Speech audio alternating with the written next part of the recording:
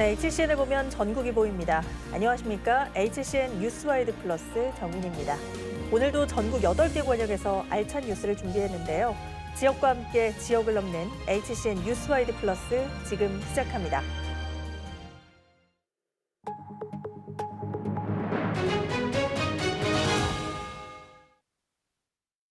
네, 오는 4월 10일 치러지는 제22대 국회의원 선거가 이제 100일도 채 남지 않았습니다. 선거는 우리 삶을 바꾸는 매우 중요한 주권 행사죠. 총선을 주목하는 지역 유권자들은 어떤 정치와 사회 변화를 바랄까요? 박상현 기자가 유권자들의 목소리를 들어봤습니다. 유권자들이 바라는 정치는 무엇보다 지역입니다. 말하지 않아도, 나서지 않아도 직접 지역을 돌아보며 현안을 적재적소에 챙기고 문제를 고쳐나가길 바랍니다. 본인들이 알아서 이 지역 정책을 살려가니 한번씩 돌아보고 잘 판단해가 시정할 거 하고 그렇게. 후쿠시마 오염수 방류로 가슴을 쓸어내려야 했던 수산업계. 큰 문제가 발견되지 않았더라도 업계의 우려는 여전합니다. 좀 오염수를 그걸 또 방수 안 하도록 좀 그렇게 좀 힘을 해줬으면 좋겠습니다. 지역 경제계의 가장 큰 염원은 지방 활성화였고 정부에서 수도권 규제를 좀 해서 지방을 활성화시키는 데 노력을 기울여줬으면 좋겠습니다. 지역 대학도 수도권 쏠림을 벗어나 우수한 인재들이 지방에 자리 잡을 수 있는 환경을 바랐습니다. 우수한 인력, 대학과 연계된 기업과 연계된 우수한 인력들이 지역에 정주할 수 있는 제도적인 장치를 다양하게 만드는 것이 매우 중요하고 청년들은 가장 큰 골칫거리인 취창업난에서 벗어나길. 청년들이 취업과 창업을 좀 더 자유롭게 할 수 있는 환경을 만들어 주셨으면 좋겠습니다. 또 지역의 부모들은 아이 낳아 기르기 좋은 환경을 염원합니다. 지금은 맞벌이 가정에서 마음 놓고 아이를 맡기고 육아를 할 수 있는 정책이 별로 없는 것 같은데 다음 국회의원 분들은 그런 정책들을 좀 많이 만들어 주었으면. 우리 삶을 바꾸는 선거. 유권자들은 정치가 곧 민생이고 오롯이 민심을 향해야 한다고 입을 모읍니다. HCN 뉴스 박상현입니다. 재개발, 재건축에 비해 사업 절차는 간소하지만 제도가 허술하다는 지적과 또 부작용으로 많은 사회적 논란을 낳고 있는 지역주택조합. 일각에서는 낮은 성공률을 위해 위험을 담보하는 사업이라는 비판이 있는데요. 신중한 접근이 필요하다는 목소리, 최면희 기자가 전해드립니다. 상도동 장승배기 인근의 한 주택가. 이곳은 얼마 전까지 지상 28층, 2개 동으로 210세대 규모의 지역주택조합 아파트 건설 사업이 추진 중이었습니다. 하지만 지난 11월 법원으로부터 조합 파산 선고가 내려지며 분위기는 급속하게 식어버렸습니다. 올 봄만 하더라도 좀 한다고 하는 것 같더니 그때 사무실도 저쪽 어디다가 차려가지고 한때 했다고 하는 것 같던데 그들은 잠잠하더라고요. 함부로 들어버리면 손에 막히네요. 그거. 지역주택조합의 위험성은 애초에 토지 없이 사업을 시작해 조합원을 모집하고 마련한 분담금으로 토지를 사야 하는 사업 구조에 있습니다. 조합 설립 조건인 토지 사용권 80% 이상 확보는 땅 주인으로부터 개발하겠다는 승낙을 얻은 것에 불과하기 때문에 토지 소유권을 확보하는 것과는 별개인 셈. 토지 확보 지연 등 각종 이유로 사업이 늘어지며 조합원 분담금이 늘어나고 제도권 대출까지 어렵게 되면서 장승배기를 비롯해 당곡역 등 파산 지역주택조합이 생겨나는 겁니다. 더 큰 문제는 이런 부작용을 현행법이 여전히 따라가지 못하는 데 있습니다. 최근 지역주택조합 가입자의 계약 철회 가능 기간을 연장하는 법안이 발의됐지만 사실상 실효성이 없다는 것이 현장의 판단입니다. 저는 그건 소용없다고 봐요. 30일이나 60일이나 60일이든 30일이든 파악해봤자 실제로 터지는 기간은요. 아까 제가 그랬잖아요. 6개월 후에요. 파악되는 건. 그때는 다 포장하죠. 30일이든 60일이든. 그때는 판단을 할 수가 없어요. 사람들은. 잘 되고 있는 걸로 포장되죠. 저는 언제든지 할 수 있어야 된다고 봐요. 전문가들은 부동산 호황기의 일부 성공 사례만 보고 지역주택조합에 섣부르게 가입하는 것을 주의해야 한다고 당부합니다. 특히 토지 확보율과 추가 분담금 등 사업과 직접 연관이 있는 이슈를 직접 체크하고 의도적인 허위 과장 광고나 정보 접근 제한을 제도적으로 풀어야 한다는 겁니다. 지금 현재로서는 이제 토지 확보 비율이나 뭐 이런 것들을 구청 홈페이지나 게시를 하게 되어 있기는 있거든요. 근데 이런 것들 확인을 안 하시고 보통 계약을 하시는 경우가 대부분이고, 그리고 분양 계약서 상에도 사실 이런 것들을 좀 명시하도록 의무화할 필요가 있을 것 같아요. 그러면은 일단 분양 계약상에 어떤 토지 확보율을 명시를 하고 그거를 뭐 속이거나 했을 때는 계약을 취소하게 한다거나 이런 것들이 가능해질 수 있는 부분들이 있기 때문에 뭐 이런 부분에 대해서는 제도적 보완도 좀 고려를 해봐야 될 것 같아요. 최근에는 협동조합 형식의 아파트 개발 시도까지 나타나고 있어 사고 우려가 높아지는 가운데 부분적인 제도 개선에 급급했던 것에서 벗어나 지주택 제도 자체에 대한 고민이 필요한 시점입니다. HCN 뉴스 최면입니다. 과거 산하 제한 정책이 있었던 시절을 기억하시나요? 지금은 정반대죠. 갈수록 저출생 문제가 심각해지면서 부동산 정책에도 변화가 생겼는데요. 올해부터는 혼인 여부와 관계없이 출산 자체에 초점을 맞춰 내 집 마련 혜택이 주어집니다. 박상학 기자의 보도입니다. 강남 최대 재건축 단지인 반포주공 1단지, 대한주택공사가 건설한 최초의 대단지 아파트로 1970년대 산하 제한 정책이 반영됐습니다. 당시 불임 시술자에게 우선 청약권을 준 겁니다. 다자녀 가구를 우대하는 지금은 상상도 못할 이 제도는 1990년대 들어서야 사라졌습니다. 하나씩만 나와도 3천리는 초만 원 그 말이 붙었어요. 산하 제한을 집중적으로 국가 정책으로 추진을 했죠. 지난해 기준 합계 출산율은 0.7명 수준, 매년 최저치를 찍고 있습니다. 이렇다 보니 정부 정책도 출산 자체에 혜택을 주는 방향으로 초점이 맞춰졌습니다. 올해 처음 도입되는 신생아 특별공급과 신생아 특례대출이 그중 하나입니다.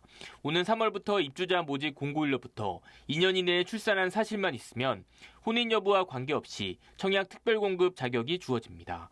배정 물량은 올해 공공분양 3만 가구, 민간분양 1만 가구 등 총 7만 가구에 달합니다. 2년 이내에 출산해 신생아가 있는 가구라면 9억 원 이하 주택을 살 때 최대 5억 원까지 빌려줍니다. 금리는 연 1.6에서 3.3% 수준입니다. 전세자금 역시 연소득이 1억 3천만 원 이하라면 최고 3%의 이자로 3억 원까지 대출을 받을 수 있습니다.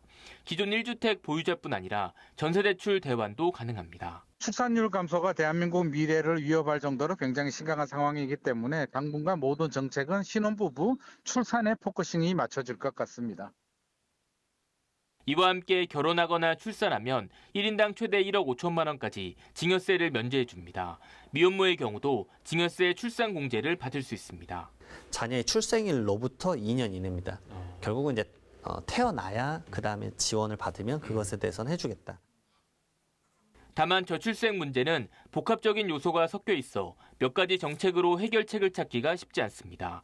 출산 자체에 직접적인 혜택을 주는 부동산 정책이 저출생 극복을 위한 돌파구가 될 수 있을지 주목됩니다. HCN 뉴스 박상학입니다. 해마다 저출생이 이어지면서 올해 초등학교에 입학하는 학생 수가 사상 처음으로 30만 명대를 기록할 것으로 보입니다. 교육부에 따르면 취약통지서 발송이 끝난 지난해 12월을 기준으로 올해 취약 대상 아동은 41만 3천여 명으로 해외 이주나 건강을 이유로 취학 유예나 면제를 신청하는 경우를 고려하면 올해 초등학교 1학년은 30만 명대 중후반이 될 것으로 전망됩니다. 앞서 전해드린 대로 초등학교에 입학하는 학생 수가 지속적인 감소 추세를 보이는 가운데 올해 충청북도의 경우는 지난해보다 2천여 명 줄었습니다. 특히 일부 학교는 단 한 명의 신입생도 받지 못하는 상황인데요. 이완종 기자가 전해드립니다. 보은군 삼승면 한 초등학교입니다. 지난해만 11명의 신입생을 받았던 이 학교는 인근 의무취약 예정 아이들이 단 한 명도 없어 올해는 신입생을 배정받지 못했습니다. 올해 이 학교는 지난해보다 입학생이 크게 줄었지만 내년에는 5명 정도 수준의 학생이 입학할 것으로 내다보고 있습니다. 저출산 여파에 따라 학력 인구가 급감하면서 이처럼 일부 농촌 지역 소규모 학교는 입학 예정인 학생이 크게 줄어들거나 사라지고 있습니다. 실제로 충북도 교육청에 따르면 올해 초등학교 의무취약 예정자 수는 11,700여 명으로 지난해보다 2,200여 명 감소했습니다.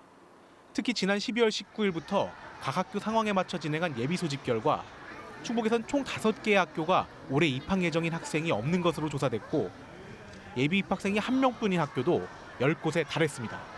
이들 학교는 대부분 시외 지역 학교거나 분교인 작은 학교들로 상황이 지속되면 학생 수 부족으로 자연 폐교 수순을 밟게 됩니다.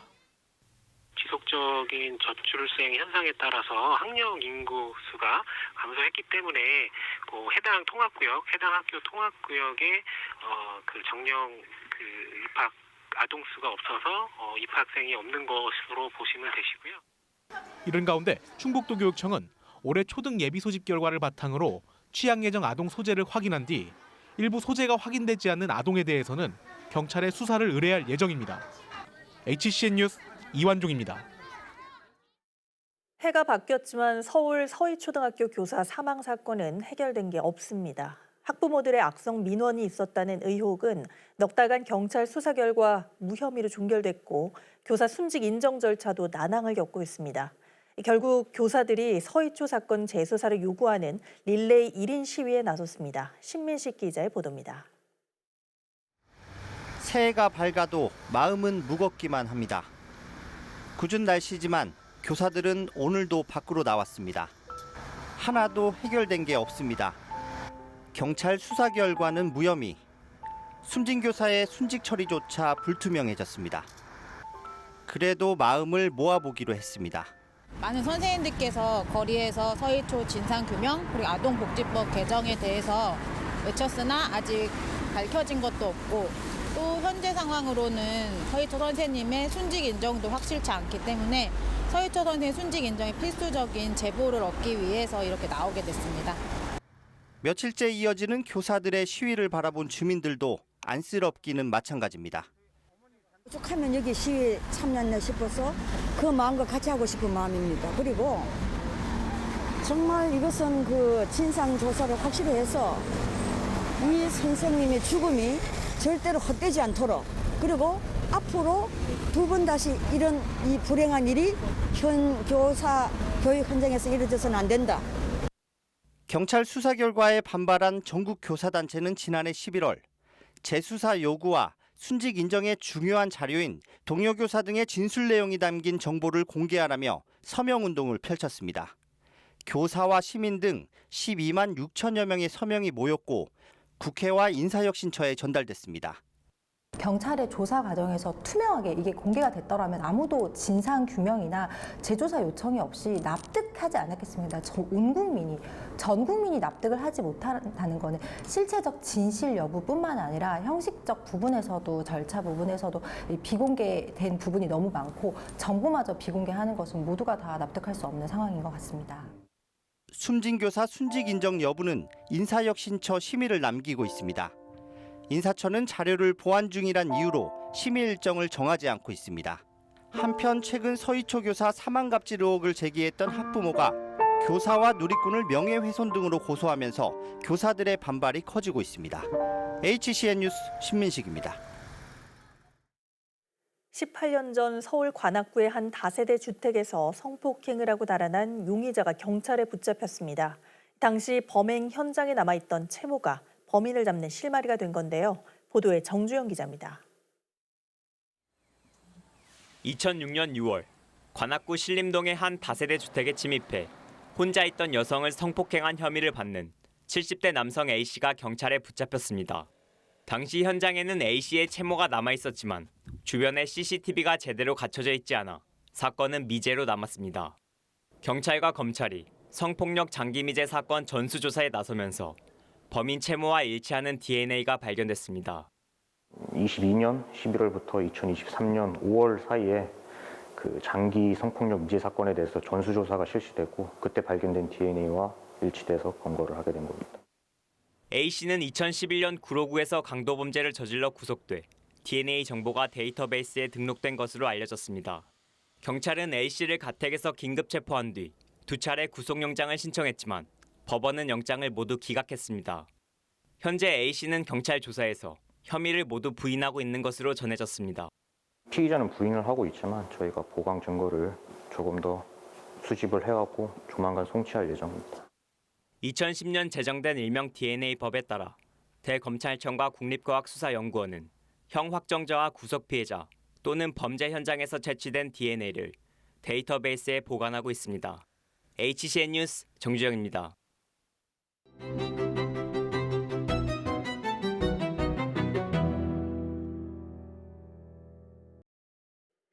이슈가 된 사건과 법원의 판단을 분석해보는 시간입니다. 이준희 변호사님과 함께하죠. 안녕하세요. 예, 안녕하세요. 네, 반갑습니다. 네. 자, 오늘 다뤄볼 사건은 지난 2023년 연말입니다. 얼마 안 됐습니다. 국민들의 가슴을 쓸어내리게 했던 사건으로 일명 경복궁 낙서 테러 사건입니다. 지난 12월 16일 새벽이죠. 시민의 신고가 들어왔습니다. 경복궁 담벼락에 누군가 낙서를 했다는 내용이었는데요. CCTV를 확인한 결과 어두운 새벽 경복궁 담벼락에 스프레이로 낙서를 하는 모습이 포착이 됐습니다.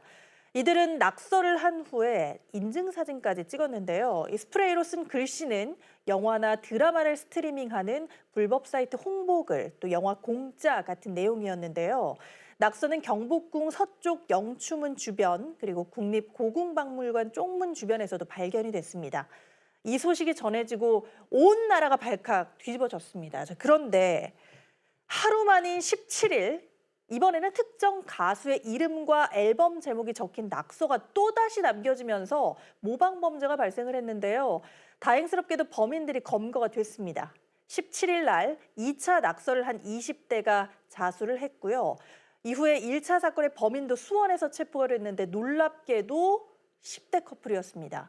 1차 범행을 저지른 10대, 그리고 2차 범행을 저지른 20대, 과연 어떤 처벌을 받을까? 국민들의 관심이 좀 쏠리고 있습니다. 어떻게 됐나요? 예, 무언가를 훼손하면 형법상 재물손괴죄에 해당합니다. 그런데 문화재의 경우에는 문화재보호법에 따라 더 가중된 형이 선고됩니다. 문화재보호법 제92조 제1항은 국가 지정 문화재를 훼손한 경우에 3년 이상의 유기징역에 처하도록 되어 있습니다. 소년범에 해당하는 10대의 경우에는 소년법이 적용될 수도 있고 형법이 적용될 수도 있습니다. 반면에 20대 모방범의 경우에는 이미 성년이고 범행 동기 자체도 모방에 있는 이상 실형 선고 가능성을 배제할 수 없을 듯합니다. 그러니까요. 특히나 이 성인의 경우 학생의 모방을, 그것도 범죄를 모방을 한다는 건 조금 어리석은 일인데, 특히나 20대의 경우에는 이미 다른 전시회에서 작품을 훔친 전력도 있고요. 블로그에 인증 사진을 올리면서 미안하다, 아니 안 미안하다, 예술이다, 제 전시회에 오세요, 곧 천막이 쳐지고 마감이 될 거다, 이런 허세가 섞인 글을 남겨서 또 공분을 굉장히 많이 샀죠. 예, 맞습니다. 그분이 말씀하시는 예술성 문제를 차치하고 이미 전시품 절도 등의 전과가 있으면 네. 형의 가중 사유에 해당합니다. 그리고 성년임에도 단순히 모방을 하겠다고 생각한 점을 법원도 나쁘게 보고 그래서 구속된 것이 아닌가 생각합니다. 네, 그렇습니다. 문화재를 훼손을 했는데 이게 어떻게 예술이 됩니까? 조사를 받으면서 그래서 슬슬 현실을 자각한 것 같습니다. 이때는 관심을 받고 싶어서 이 같은 범행을 저질렀다, 죄송하다, 이렇게 하더라고요. 자, 그런데 1차 범행을 저지른 10대의 이 팀장이라는 사람이 300만 원을 주겠다라는 글을 보고 직접 연락을 했고 택시비 등 착수금으로 10만 원까지 받았다, 이런 진술까지 했습니다. 또 광화문 세종대왕 동상에도 낙서를 하라고 했는데 경찰이 많아서 못했다, 이렇게도 하고요. 그렇다면 이 팀장이 배후에 있다는 건데 아직까지 잡지 못하고 있습니다. 만약에 잡힌다고 하면 이 팀장도 역시 처벌을 당연히 받아야 되겠죠? 직접 범행을 가담하지는 않았지만. 그럼요, 당연하죠. 이 팀장이 당연히 처벌을 돼야 되고요. 네. 그리고 당연히 10대보다는 더 중한 형을 받아야 될 것으로 생각합니다. 그렇게 되면 10대 커플의 경우에는 직접 범행을 저질렀긴 했지만 성년이 아니기 때문에 이 팀장보다는 처벌 수위가 조금 낮아진다라는 건가요? 그럴 가능성이 많습니다. 왜냐하면 10대들의 범행 전력도 물론 고려해 봐야 되겠지만 10대들이 그러한 행동을 하게 된 점은 이 팀장이 범행을 교사한 면이 크지 않을까 싶습니다. 그래서 소년법에 따라서 10대의 경우에는 중하지 않게 처벌될 가능성도 있지 않을까 싶습니다.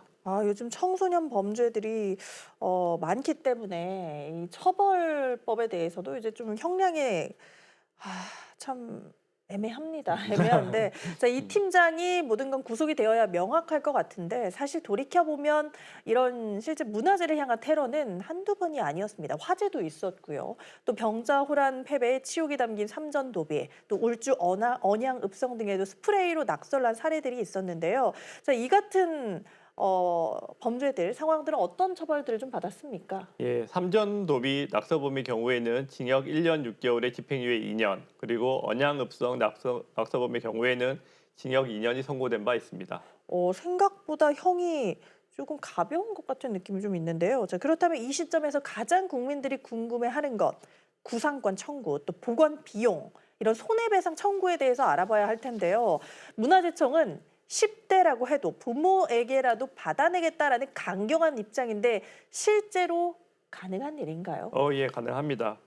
부모가 미성년자에 대한 감독 의무가 있죠. 예, 그래서 그것을 소홀히 한 경우에는 손해배상을 채무를 지게 됩니다. 하지만 다만 그 부모가 실제로 경제적인 능력이 없다면 법리적인 거에 불구하고도 실제적으로는 변상이 이루어지지 않을 가능성도 있죠. 그렇다면은 부모가 만약에 정말 말 그대로 보상할 능력이 안 된다 이런 식으로 나온다고 하면 그럼 보상을 안 해줘도 된다 이렇게 되는 건가요? 뭐 그렇진 않고요. 네. 뭐 다소 조금 복잡하지만 말씀을 드리면 네. 이 사건에 이제 연루된 10대들이 있고요. 예. 그 다음에 이 팀장이라는 사람이 있습니다. 그리고 10대들의 부모가 있고요. 그러면 국가 입장에서는 이 사람들을 다 피고로 해가지고 손해배상 청구 소송을 해서 네. 판결을 받아놓고 그리고 그 중에서 누가 자력이 있으면 배상을 받는 것이고 자력이 없으면 그 판결에 따른 어떤 10년의 소멸시효 기간이 있기 때문에 그 안에 갖고 있다가 또 누군가 자력이 있으면 또 받고 또 없으면 다시 그 판결을 갱신해서 또 변상을 받고 이렇게 할 수 있죠. 그러니까 아직 10대인 점을 감안해 보면 결국 뭐 이거를 변상하지 않고 그냥 넘어갈 수는 없을 거라고 생각을 합니다. 그럼요. 문화재이기 때문에 우리가 이거는 꾸준하게 후손들에게도 이걸 보존해야 되는 건데 지금 이렇게 손해를 끼쳤기 때문에 꾸준히 그런 관심이 이어지면서 이 사건이 선례가 돼서 처벌의 엄격함을 좀 보여줬으면 하는 마음이 좀 있고요. 이 사건을 계기로 고궁, 문화재 등에 얼마나 많은 낙서가 있는지도 조명이 됐습니다. 이게 기념이든 또는 장난이든 이유가 무엇이든 간에 문화재 훼손이다라는 점에서는 역시나 같은 범죄를 저질렀다는 점을 확실히 아셔야 될 것 같습니다. 자, 오늘 저희 이야기는 여기서 마무리 짓도록 하겠습니다. 변호사님 고맙습니다. 예, 감사합니다.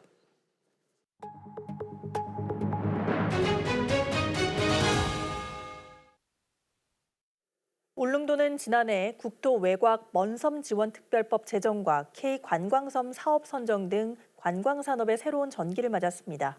올해는 이를 바탕으로 관광 인프라 구축에 속도를 더 낼 계획인데 울릉도의 2024년을 들여다봅니다. 공희철 기자입니다. 울릉도 흑산도 등 국토 외곽 먼섬 지원 특별법의 국회 통과. 울릉의 새로운 100년을 만들 토대를 확보한 셈입니다. 단순한 관광 인프라 구축이 아닌 울릉 종합 발전 구상이 구체화됩니다. 울릉군의 100년을 만들어 나갈 토대가 마련되어 안전, 생활 환경, 사회 기반 시설, 관광 인프라 구축 등 종합 발전 계획을 수립해서 자연 생태가 어우러지는 다시 찾는 울릉 관광의 전기를 만들어 나가겠습니다. 찾기 힘들고 고립된 섬이라는 오명도 이제는 옛말이 됐습니다.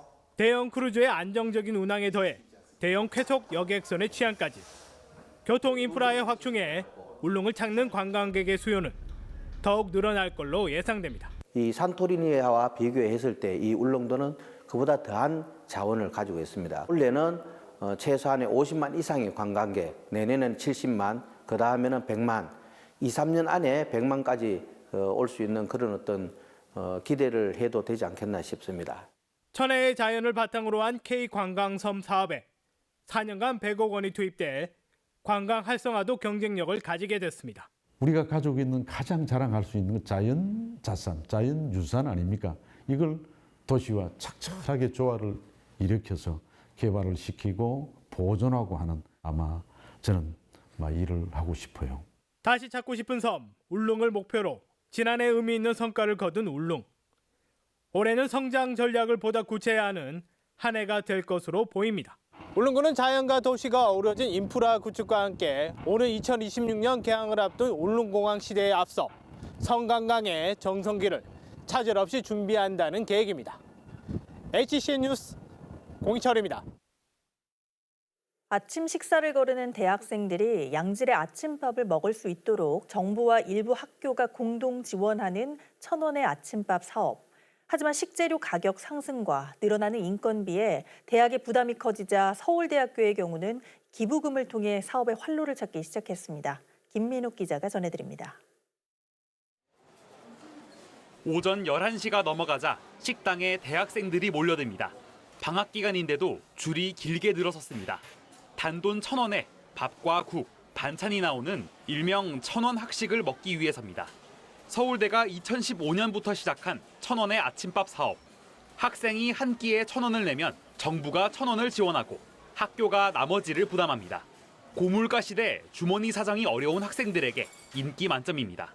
2022년 이용 건수가 25만 건이었는데 지난해 같은 기간 36만 2천 건으로 44% 늘었습니다. 그래도 1,000원에 저 정도면 나쁘지 않지 않나. 가격적인 측면이 부담이 없으니까. 반찬이 다양하게 나오다 보니까 야채도 좀 많이 먹을 수 있고 일주일에 많이 먹으면 한 5-6번 먹는 것 같아요. 고공행진 중인 식자재 값과 인건비로 1,000원의 아침밥이 중단 위기를 맞자 서울대는 지난해 9월부터 학교 구성원들과 외부로부터 기부금을 받고 있습니다. 당초 연간 10억 원을 기부 목표로 잡았지만 아직까진 턱없이 부족한 실정입니다. 현재까지 학내 키오스크와 발전재단 등을 통해 모은 기부금은 약 2,500만 원, 목표 모금액의 2.5% 수준입니다. 1,000원부터 시작하는 소액 모금이다 보니까 금액이 아직까지는 크지 않고 있고요. 지속적인 관심과 또 동문들의 관심이 있는 한 이제 뭐 좀 더 큰 기부금도 모이지 않을까 생각하고 있고요. 서울대 측은 올해부터 소식지와 알림톡을 통해 적극적인 모금 사업 홍보에 나선다는 계획입니다. 전국에 1,000원의 아침밥을 제공하는 대학교는 145곳, 지원 대상만 234만 명에 달합니다. 일각에서는 이 대학이라는 울타리 안에서만 학생들의 식비 부담 문제를 해결할 것이 아니라 보다 사회적인 해결 방안을 모색할 때라고 조언합니다. HCN 뉴스 김민욱입니다. 우리나라 전체 세대의 41.5%가 1인 세대인 것으로 나타났습니다.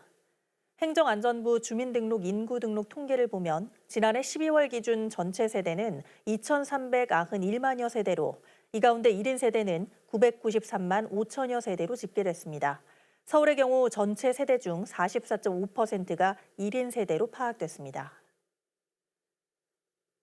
대구시와 광주시를 비롯해 14개 지자체 단체장들이 달구벌 대구와 빛고울 광주를 잇는 달빛 고속철도법의 국회 통과를 촉구하고 나섰습니다. 영호남 지자체장은 건의서를 통해 달빛철도는 영호남 30년 수건 사업으로 지방 소멸 위기 해소, 국토 균형 발전 등 국가의 미래를 위한 사업이라며 특별법의 조속한 처리를 요구했습니다. 해당 건의서는 국회의장과 여야 양당 대표, 지도부를 비롯해 공동 발의에 동참한 261명의 국회의원에게 전달됐습니다.